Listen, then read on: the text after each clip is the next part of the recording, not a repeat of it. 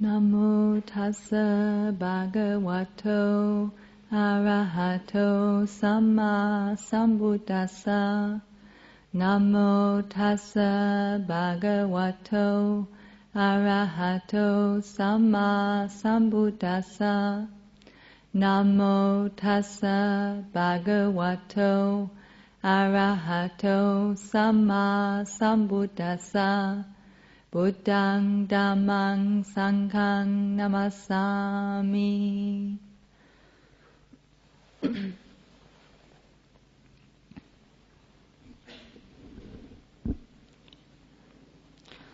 Last weekend I taught a meditation retreat, and this week there are lots of people missing because they're at the 10-day retreat with Ajahn Brahm. So tonight I thought I'd talk a little bit about meditation,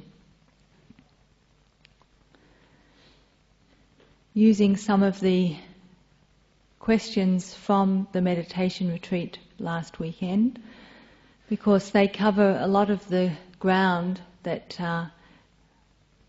everyone goes through as they try to establish their meditation practice and try to understand where meditation fits in to the Buddhist path. In fact, one of the first questions that I'd like to talk on was a question someone asked about: if you don't get your meditation together, then is there any point in practicing the Buddhist path? Because the Buddhist path seems to emphasize so much meditation, and you really need to have some good results in meditation so that you can do all the other things that you need to do. And if you can't get your meditation together, is it worth going on?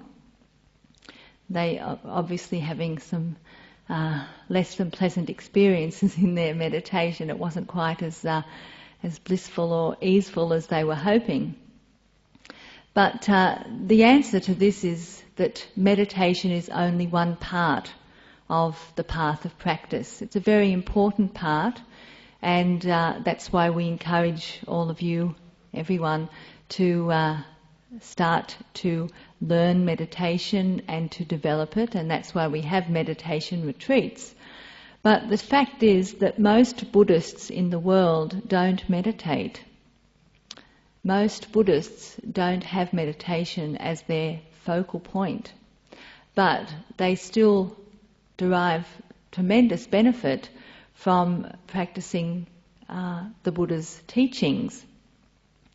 So even if we don't ever get round to meditating, as many Buddhists don't, there is still a lot to be gained just by having the guidance on how to live an ethical lifestyle, how to develop an ethical lifestyle, and the benefits that come from that for one's own peace of mind, one's own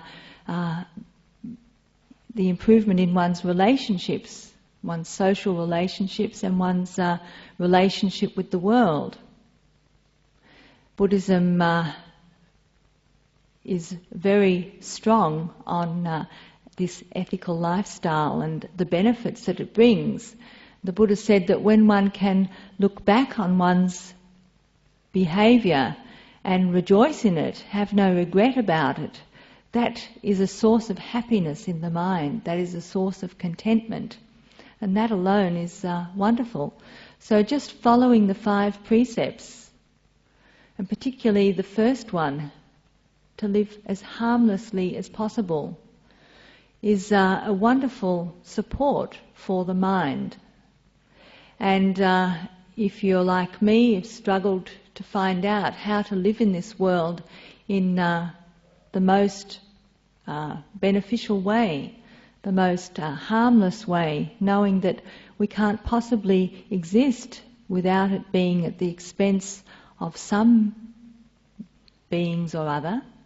So, for example, when we clear the ground to plant our food, many insects, many animals are disturbed by that. So it's impossible to live in the world without it being at the expense of other beings. So how can we minimize the harm that we do? And the Buddha's teachings help us to work with that. So when we take the precepts, it's not that we expect that we will never ever again harm another being, but how can we start to be more careful, more thoughtful about what we do? And one of the things that our practice encourages us to do is always to consider the consequences of our thought, speech and action, to start to be aware of the fact that everything that we do has an effect. And once we become consciously aware of that, we practice to become aware of the effects, the consequences of what we're doing, and to see what results from the choices that we make, and to bring that back to how can I minimize harm, how can I maximize benefits to myself and others. And even just following this line of practice, we start to see how connected we are to the other people and the other beings with whom we share this world. So if I do harm to others, I also cause harm to myself, because if I act heedlessly, thoughtlessly, there already has to be this strong degree of self-centeredness present in the mind. There has to be this strong degree of aversion in the mind to just act without thinking about the effect that it has on others. And when we start to pay attention to how it feels when we're off the rails, when we're completely heedless and self-centered, it's a very miserable state of being. And we start to see that if we're operating from that miserable state of being, that's the effect that we're creating, and that's going to come back to us. That's what we're going to get back in our own life. And so, even if we're not meditating, if we're applying the teachings that we've heard, if we're investigating, we'll start to see these things for ourselves. And so the other thing that Buddhism helps us to see, even before we start to meditate, is where our true happiness lies. The Buddha never said that the material aspects of our life are unimportant. He recognized that even monks and nuns who live the monastic life need to have the four requisites of food, shelter, clothing and medicine in order to practice the spiritual life. So for lay people, this is an important area of your life and where you put a lot of effort and energy. But in terms of the teaching, the Buddha encouraged us to reflect, where does our true happiness lie? Does it lie in material things? Does it lie in things that are always going to be just temporary? Where do we find true happiness? And if we investigate that, we recognize that it's because of our connection and our connectedness with others, our relationships, particularly with the people that we're closest to. This is where we find our true fulfillment and satisfaction. And so Buddhism helps us to prioritize our life. What are the things that we need to give more attention to? What are the things that we need to really develop? And not to deny that we need to put effort and energy into the material aspects, but to realize the limitations of that and to give priority to the development of our own heart, and the development of relationships with the people, particularly the people who are closest to us. And this is all before we get to meditation.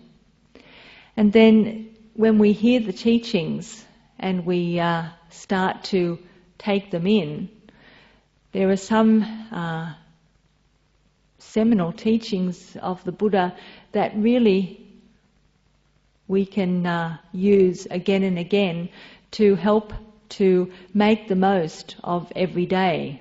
And one of the teachings that comes up again and again is the teaching on the certainty of our death, the certainty of impermanence, that having been born, all of us are old enough to die at this moment.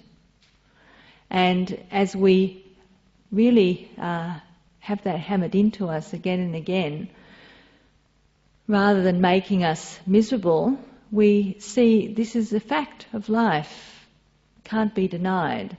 And if we understand that life is temporary, that the time of our death is uncertain, only that it will happen is certain, then it encourages us to make the most of what we've got, of the time that we have, of the relationships that we're in, to really recognize how precious they are and how fragile this life is.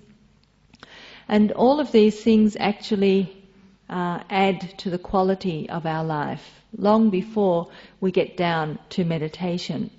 So if I asked everyone in this room, how many people meditate every day? How many people give priority to their meditation over everything else that they have to do? Very few would be able to say, well, no, every day I meditate no matter what, and I recognize really how important it is. Because that's where most of us are at. Still haven't gotten to the point where meditation is central to our life.